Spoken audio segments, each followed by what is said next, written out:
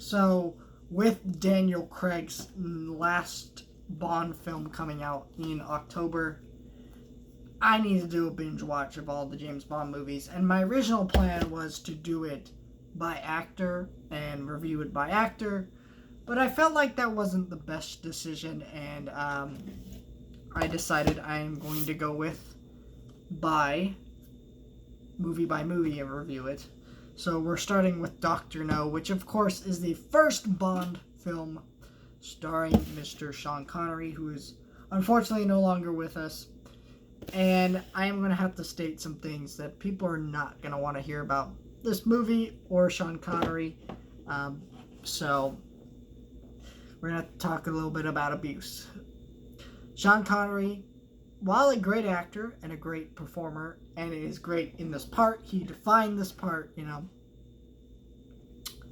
he was known to beat women, and, this is something that came to light more years later when, the Me Too movement era happened and things like that.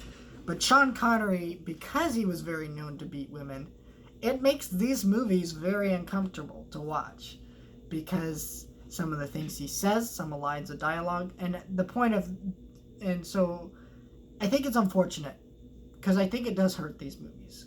Not to say, these movies were, saying that was okay, they're saying that him beating women was okay. I don't think they are whatsoever, but I think the issue with this film is, it's an issue where it's a victim to time. Like, I don't think we should cancel these movies, whatever the hell. No, I'm saying that we should look at these movies and kind of notice how this does feel kind of odd. And James Bond is a character who, he does things with women, and he's a very, he's kind of the point of the character is women want him, men want to be him, that type of thing. They say it in Austin Powers, it's parody in other things, right? So he is kind of a person who does things with women and gets in the bedroom and things like that, That's the point of Bond, right? Well, not the point of the character, right? He's a spy, he does things, he goes on missions, but he also gets women. That's just kind of how Bond movies work. And in this movie, it just comes across awkward because of Sean Connery and what he was known to do. And unfortunately, I think that's an issue you have to address with this movie. Do I think this is a bad movie? No, I actually think this is a pretty good movie. I think a lot of older Bond films get a lot of flack from younger people. They just don't understand them. But this very first one, I think, still holds up. I think the worst Bond movies are the ones that don't move at a quick pace. Excuse me. This film, I think, really does, and Sean Connery gives an excellent performance as the titular Bond. Again, this is the role that defined him and his career, and he continued to give incredible performances throughout other Bond movies and, like Indiana Jones and some other great movies. But this is what defined his career, for a reason. It's a quick-moving movie. The action is great. The story works, and it all flows together really well.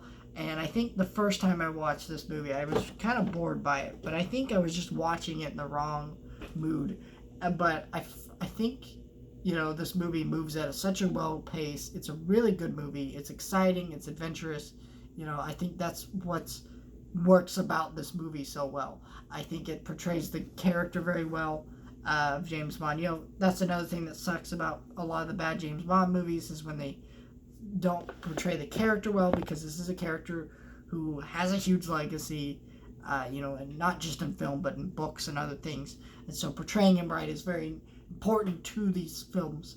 And, this being the very first one, of course it portrayed him right, because this is how people came to know James Bond through this movie and go on through the decades. And I think this is a really solid movie. The first in the series is one of the best. So, yeah.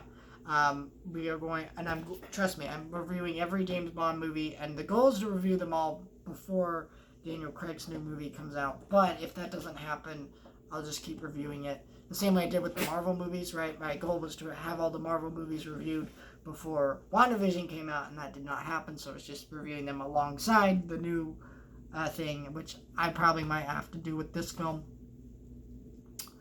But I do want to watch them all before the new Bond is, because I will be honest, some of these I have seen, some of these I've seen bits and pieces of, some of them I have not seen the whole movie before, and this was one of the ones I'd seen. This is the first time actually, fully getting into it, and I was excited. It was a great movie, and I think that if you are someone who only knows the newer Bond films, or certain ones, and you've never seen this one, give this one a watch. It's worth it.